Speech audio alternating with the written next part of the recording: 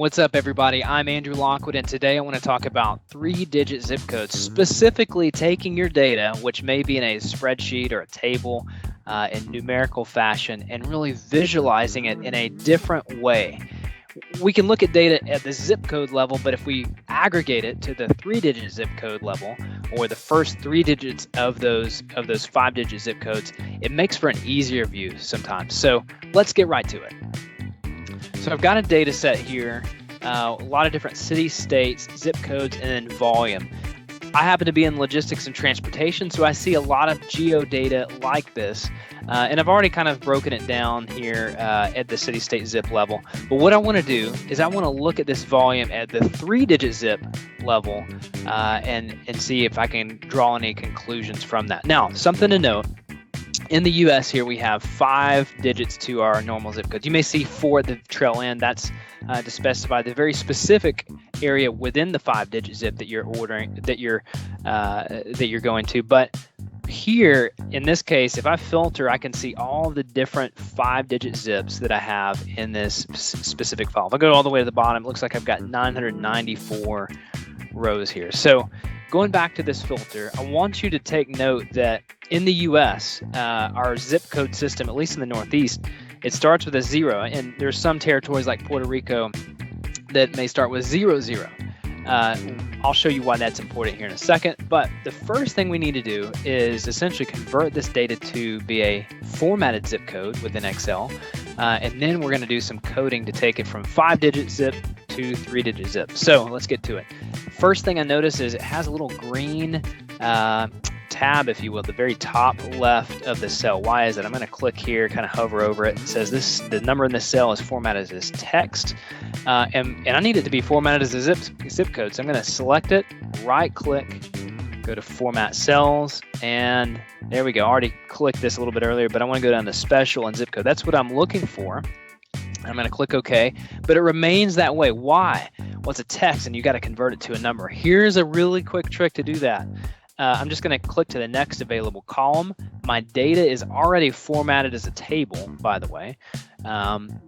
So I'm going to click over to cell E2 and put equals C2 divided by 1. I'm just going to divide it by itself. It's going to be the same thing, but it's a nice little trick to go from text to a number. Click that, and here's our data. So now I'm going to Control-Shift-Down key. I'm going to select that whole thing, copy, and I'm just going to paste as a value. I do that by selecting here, right-clicking, and paste that as a value. There we go. So now I can just delete this. I don't need that column anymore. My work is done, should be done in terms of formatting. Let's check that one more time. Run through that step again to right-click that column, Format Cells, and indeed, it looks like it is formatted as a zip code. Okay, we're good there. Now we want to take those 5 digits and we want to translate those into the first 3 digits, or the zip plus 3. So I'm going to create a column here. Again, zip plus 3 is what I'm going to name it. And let's go ahead and get to work coding. So if you see that, the easiest way, if you know some Excel formulas here, is to use the left function. So equals left. I'm looking to take the 3 most on cell C2. So cell C2, I need the first 3 characters and enter. Now, that usually works for most of the zip codes, but let me point out something to be very careful with. Look down here, row 28, a location in Vermont. That 3-digit zip is not 520.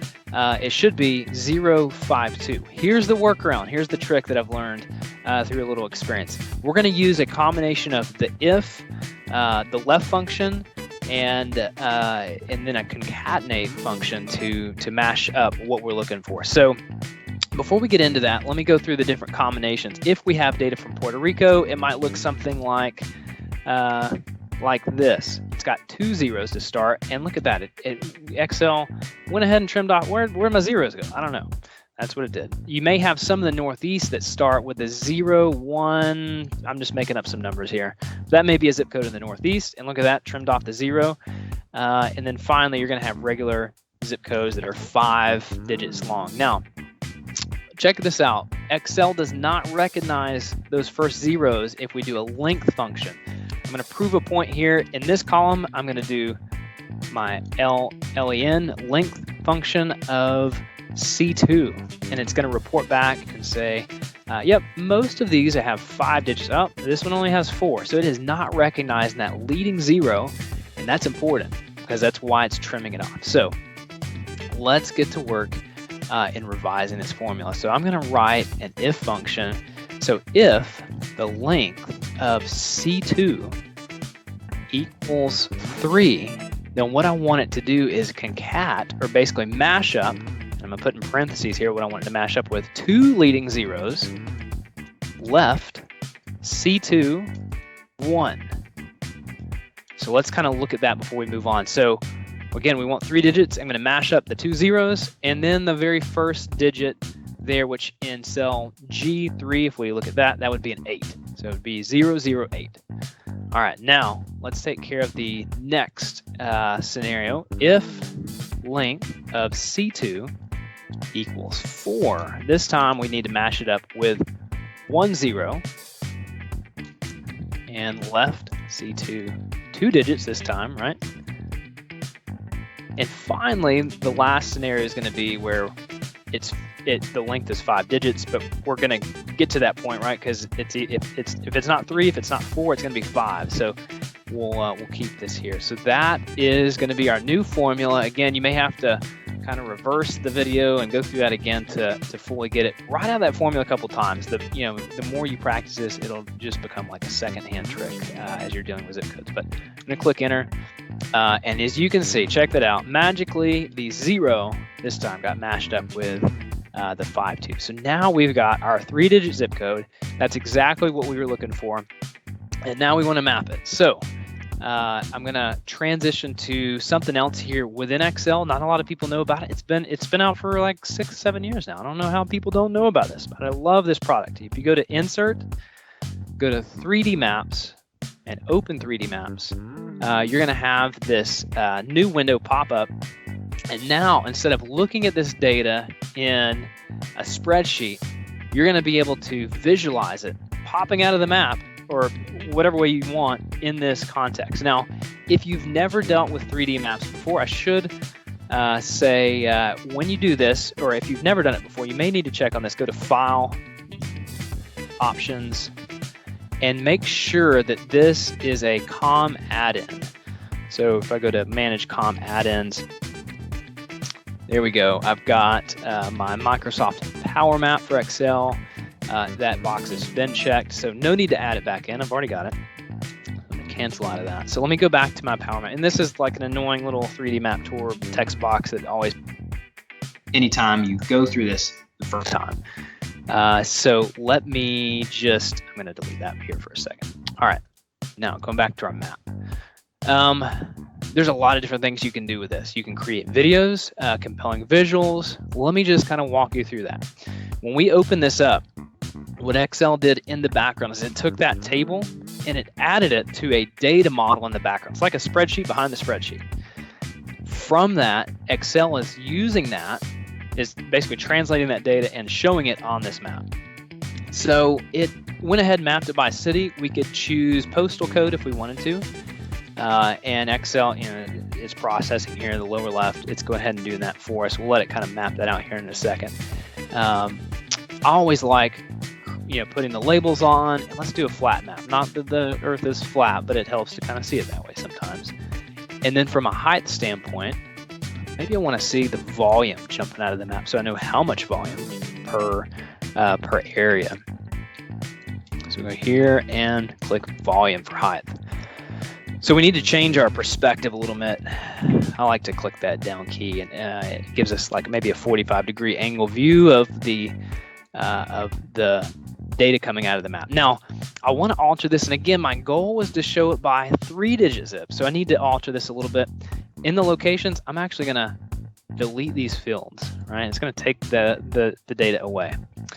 Now, remember, we created from this postal code, which is our 5-digit zip, the Zip+3. So I'm going to select that, and I'm just going to leave it be right here for the location. Power Maps is great about mapping it. You know, if you've got a city, state, latitude, and longitude, or 5-digit zip code, it works beautifully for that. There's a little bit of a hack here that you have to do for a 3-digit zip code. Remember, a 5-digit zip code was created by the USPS for, you know, basically creating these territories that were zones so that we knew where, when we mail something, where it's going. So you don't have to rely necessarily on the city or the state.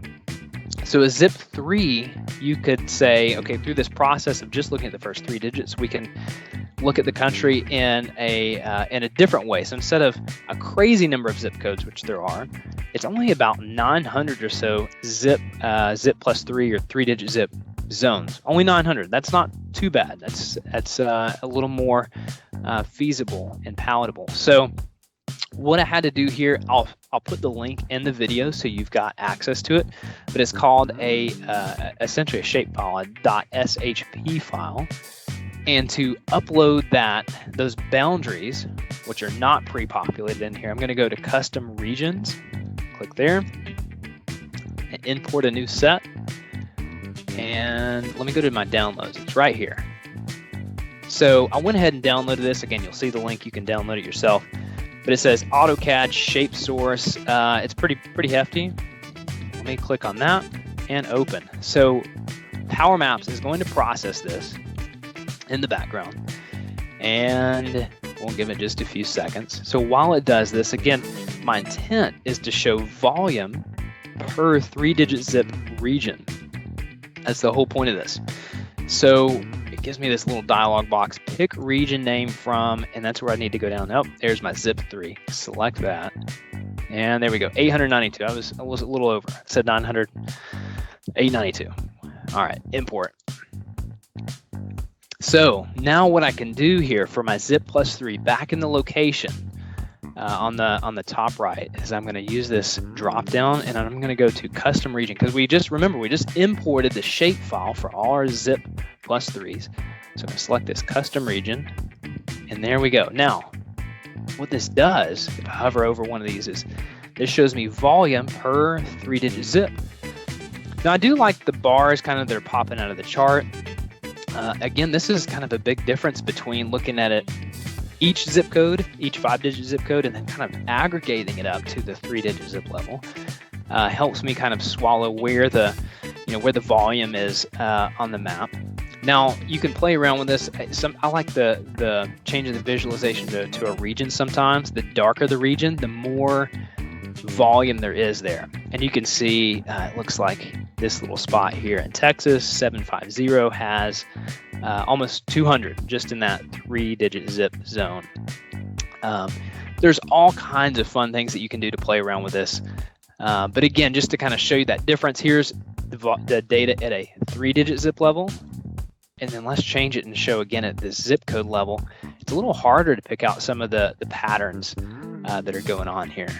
So it's there's kind of data all over the map. So that's why, again, I like looking at stuff at 3-digit zip. Hopefully that's a helpful tool to you as you look at your data geographically. If nothing else, Power Maps is a great tool for presentations and visualizations. Take a quick screenshot, put it in that PowerPoint or that sales deck that you're putting together. But hopefully that helps. So again, just to kind of review, we translated 5-digit zips to 3-digit zips through this little formula here. We opened Power Maps by going to the Insert tab, 3D Map, and Open 3D Maps. And that was where our map is. I'm going to close that. And then we worked through the process of importing the 3-digit zip regions here to really look at the entirety of our data aggregated up in the 3-digit zip region type view. So that's all I've got. Listen, I'd love to hear your comments, what you're working through. Hopefully this video has been helpful to you. Happy excelling, and you learned something new today. All right, enjoy.